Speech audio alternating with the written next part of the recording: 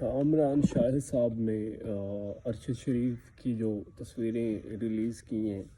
کامران شاہد صاحب جو ہے نا وہ ایک دم سے بڑے دلیر اور بڑے بہادر ہو گئے ہیں، کیونکہ ارشد شریف کا جو ظالمانہ قتل کیا گیا ہے اس پہ ان کے ضمیر کی آواز جاگ گئی ہے اور ایک دم سے انہوں نے تصویریں دے دی ہیں.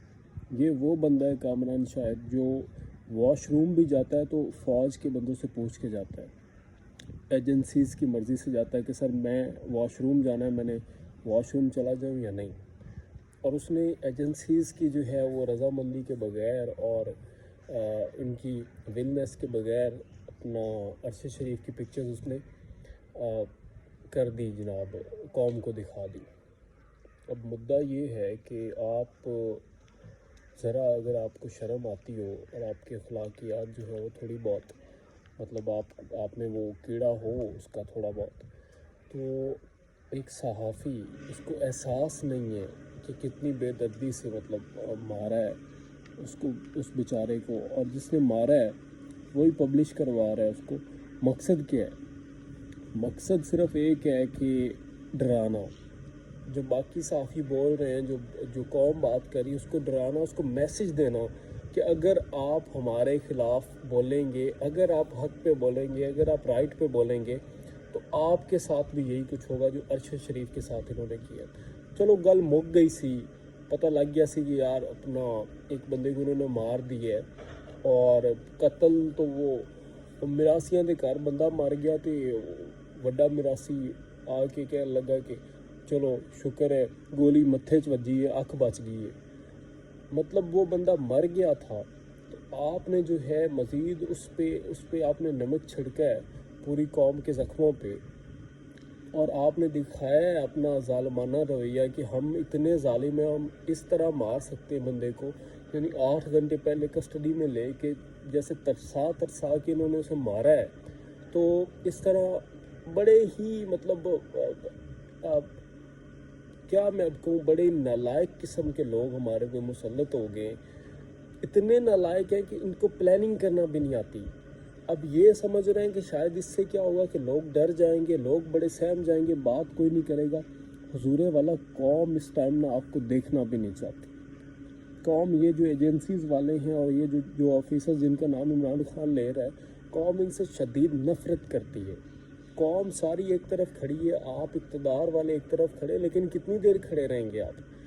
میں نے لاسٹ میسج میں بھی کہا تھا کہ برائے مہربانی ابھی بھی ٹائم ہے، اپنا قبلہ درست کر لیں. آپ نے ہر طرح کی لمٹس پار کر دی ہیں طاقت کے نشے میں. بڑا بڑا گندا نشہ ہوتا ہے یہ. آپ نے اس نشے میں ہر طرح کی لمٹس کراس کر دی ہیں. آپ کی وجہ سے جو عام فوجی ہے، جو بیچارہ ہمارا بارڈرز پہ لڑتا ہے، وہ فوجی بھی فیس کر رہا ہے ذلالت کو. لوگ ان کو دیکھنا نہیں چاہ رہے، لوگ ان سے نفرت کر رہے ہیں. ریزن کیا ہے؟ ذمہ دار کون ہے؟ جو ذمہ دار ہیں وہ چمٹے بیٹھے ہیں.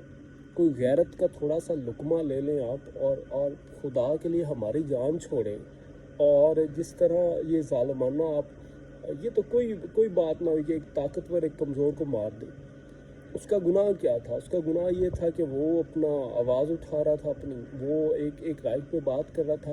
اس کا ایک پوائنٹ آف ویو تھا. آپ اس سے ڈس ایگری کر سکتے ہیں، آپ اس سے مطمئن نہیں ہو سکتے، لیکن اس کا مطلب آپ نے میسج دیا کہ ہمارے خلاف جو بھی بات کرے گا ہم اس طرح اس کو مار دیں گے. تو بھئی آپ کتنے لوگوں کو ماریں گے؟